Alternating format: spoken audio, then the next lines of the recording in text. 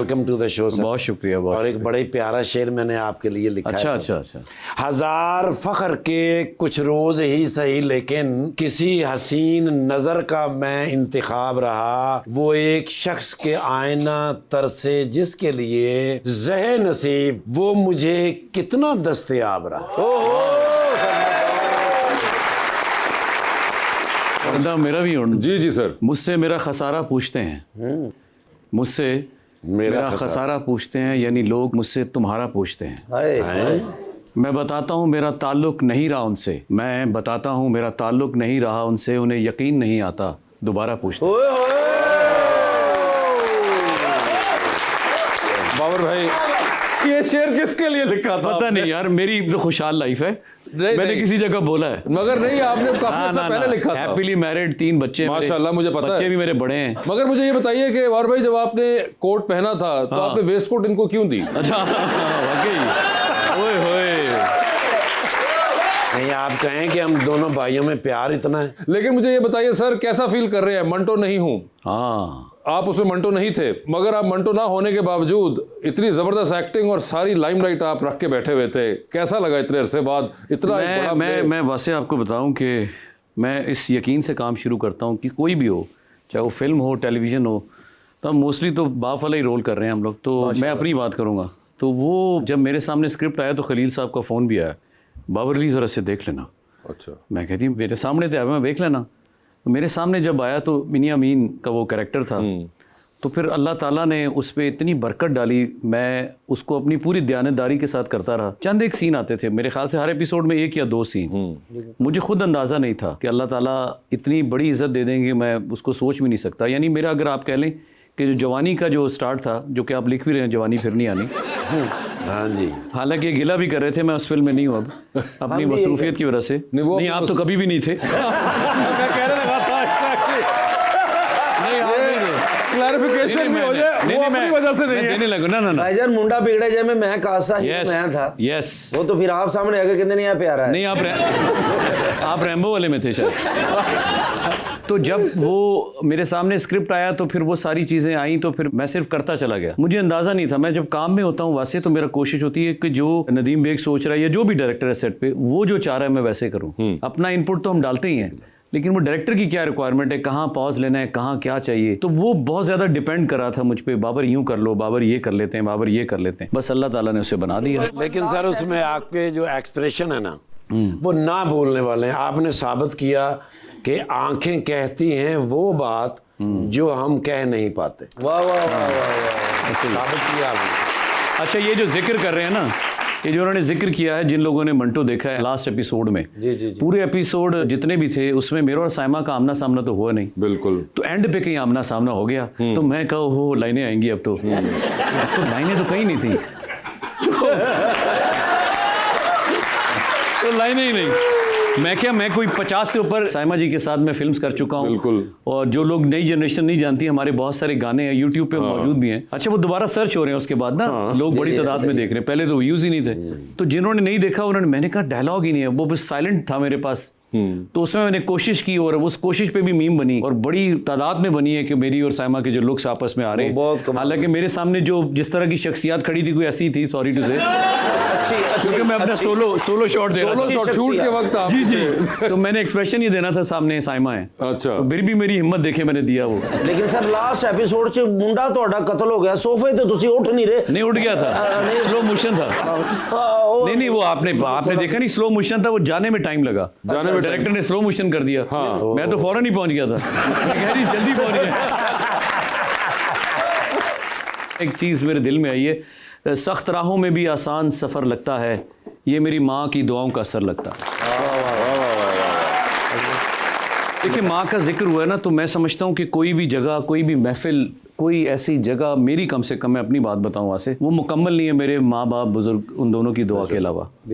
तो मैं जब अमेरिका चला गया तो मैंने एक तरह से तो खुदाफिज कर दिया ये काम। अच्छा। 2017 में मैंने कहा नहीं, अब कुछ और ही करेंगे। इंसान होता है ना, इसकी ज़ात में एक बगावत होती है, हर इंसान कहता है नहीं अब कुछ और कर लेते हैं। तो मेरे अल्लाह को तो ये मंजूर नहीं था। तो एक दिन ना मैं न्यू जर्सी से निकला, तो मैं न्यूयॉर्क ब्रिज से मैं गाड़ी पे हूँ तो मेरा दिल उदास हुआ। अम्मी का फ़ोन आया तो मैंने उस स्पीकर पे ऑन किया, मैं खुद ही ड्राइव कर रहा था। तो अम्मी ने कहा, मेरी आंखों में आंसू, अम्मी ने कहा की गल है तू रो रहे हैं? ये मैं खुदा को गवाह करके कहता हूँ, सच कह रहा हूँ। तो मैंने तब कहा, मेरे मालिक तूने माँ क्या दर्जा बनाया? मैं उदास अम्मी जी, की चाहना है? मैं क्या, मैं चाहना मेरी माँ मेरी अखां दे सामने हुए। तो मुझे कहते हैं तो फिर नहीं होना सेटल?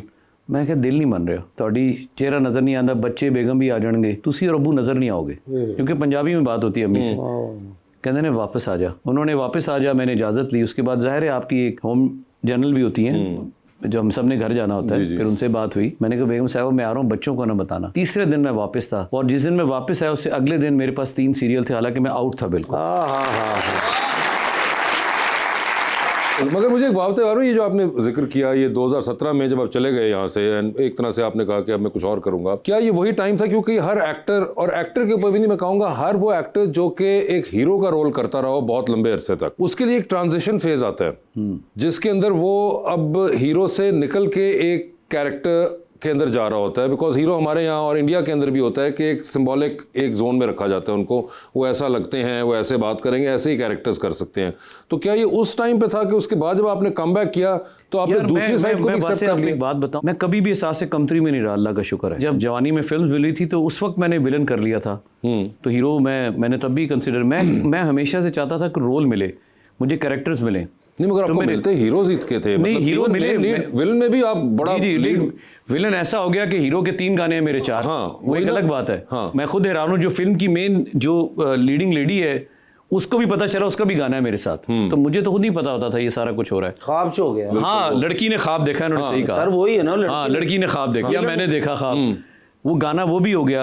लेकिन चलते चलते चलते एहसास हुआ नहीं मुझे रोल करने हैं, 1-2 फाइटें और आपकी 2-4 गाने, ये मैं नहीं करना चाह रहा था कभी भी। मुझे मेरी खुराक थी ये डायलॉग्स, जिस तरह आपको काबिल लोग आप जैसे जो लिखते हैं, ये मेरी बदकिस्मत, ये मैं नहीं करने जा रहा आपकी फिल्म। अच्छा मजाक, इनको यकीन नहीं आ यार वाह। बात ये है कि वो मेरी खुराक है, उस खुराक को हासिल करने के लिए फिर मैं जस्तजू में लग गया। लेकिन मुझे लगता है कि उसके बाद का जो आपका फेज है इन द लास्ट 5-6 ईयर्स, उसके अंदर आपको ज्यादा इस साइड के रोल्स और इस साइड की कैरेक्टराइजेशन मिलना शुरू हो गई है। तो वो ट्रांजिशन थी, ऑल्दो आप चाहते थे कि आपको कैरेक्टर्स ही मिले व्हेन बिल्कुल आप जवानी में भी आए, लेकिन एक वो उम्र होती है, आप इंसान हमेशा हीरो बन जाए तो फिर उसको कहते हैं कि हीरो के गिर्द ही रखना है। मैं वैसे एक बात बताऊं, आप खुद माशाल्लाह बड़े ज़हीन आदमी हो। ये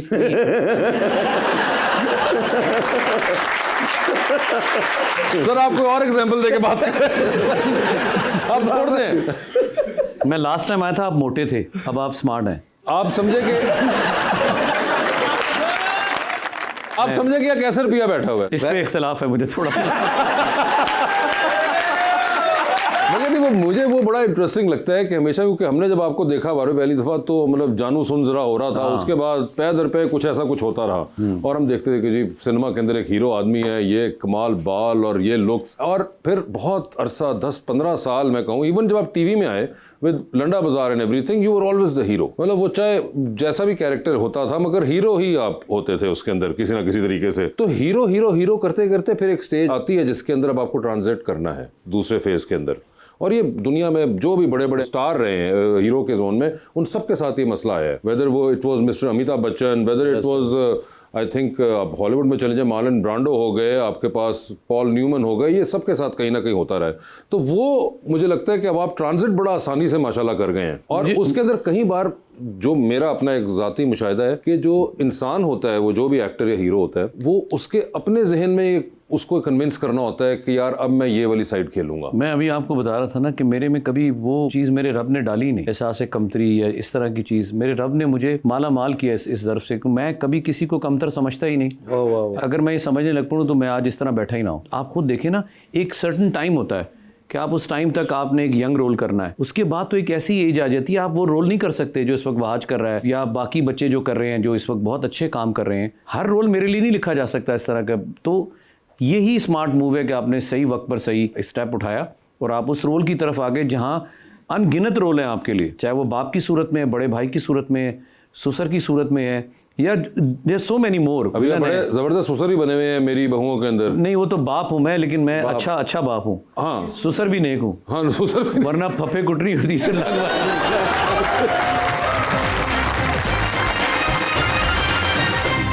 वेलकम बैक जी सर। मेरा नाम उसामा है। मेरा सवाल आपसे ये है कि मैं मंटो नहीं हूँ मैं आपके साथ साइमा जी भी थी, क्या आपकी पुरानी यादें ताज़ा हुई? साइमा जी के साथ वाली या बाप वाली?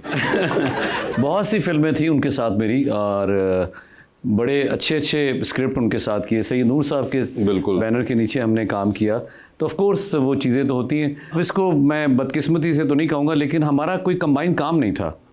वही एक एंड वाला लुक था जिसमें डायलॉग भी नहीं था। बिल्कुल। रिकॉर्डिंग तो बाद भी कितने बहते सी, उत्थे भी सामा इन्हें गल नहीं सी करन देंदे तुहानू। नहीं मगर वैसे एक चीज़ और बड़ी इंटरेस्टिंग है और कि आपने जहाँ ये अभी मंटो नहीं है के अंदर एक गैंगस्टर सेमी बिजनेसमैन का रोल किया, वहीं पे इस किस्म के वर्ल्ड को आपने लंडा बाजार में भी एक्सपीरियंस किया। जॉनरा जरा डिफरेंट था, मतलब खलील साहब का ही लिखा हुआ था। हाँ, कारोबार एक ही था मगर ओवर, अब उसको भी कारोबार एक ही था ना। वो 24 साल में मगर काफी लुक चेंज हुई एकदम। मैंने नोटिस किया कि वो गैंगस्टर जो था वो भी चेंज हो गए, गाड़ियां चेंज हो गई हैं, तामझाम उनके आसपास का चेंज हो चुका हुआ है। ऐसा ही है। तो कभी अजीब सा लगता है आपको कि यार 23-24 साल में एक वो भी ट्रांजिशन हुआ है पूरा?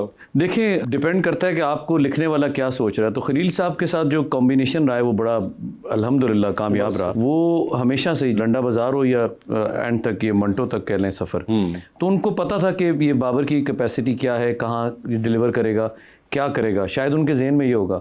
और फिर मेरे पास जब स्क्रिप्ट आया तो यही बात जहन में थी। मगर जब आपका ड्रामा चल रहा था तो उसमें कंट्रोवर्सीज ही बहुत हुई इस ड्रामे के इर्द गिर्द। मैं अल्लाह का जितना भी शुक्र अदा करूं, जितने जितने तज्जिए हुए ना उस ड्रामे पर, बिल्कुल, तो मैं तो यही सोचता था आज मेरे तो भी कोई चीज़ बनेगी। हाँ, मगर आप बहुत जबरदस्त तरीके से बच के निकल गए। अल्हम्दुलिल्लाह मेरे पे कोई बात नहीं रहा उनका। अल्हम्दुलिल्लाह। बिल्कुल जी। अस्सलाम वालेकुम सर मेरा नाम मोहम्मद इम्तियाज़ अफजल है और मेरा क्वेश्चन आपसे है। आजकल आप हमें ड्रामा सीरीज़ में बाप का रोल करते नज़र आ रहे हैं, तो क्या आप इस इनिंग्स में खुश हैं? ये खुशी च पूछे तुसी कि दुख च पूछे यार? मैंने हर फेज़ इंजॉय किया।